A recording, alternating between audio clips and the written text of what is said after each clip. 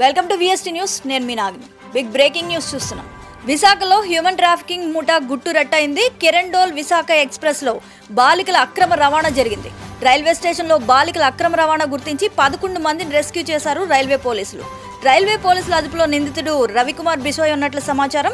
నకిలీ ఆధార్ కార్డులు సృష్టించి బాలికలను అక్రమ రవాణా చేస్తున్నట్లు తెలుస్తోంది.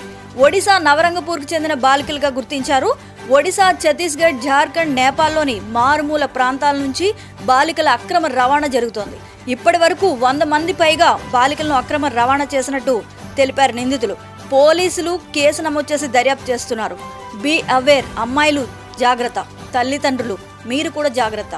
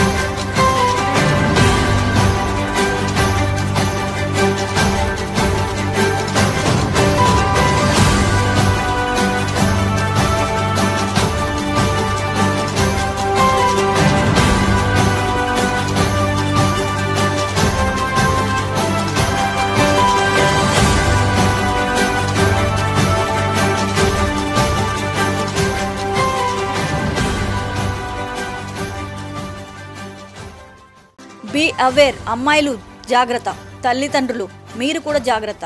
Stay tune to VST news.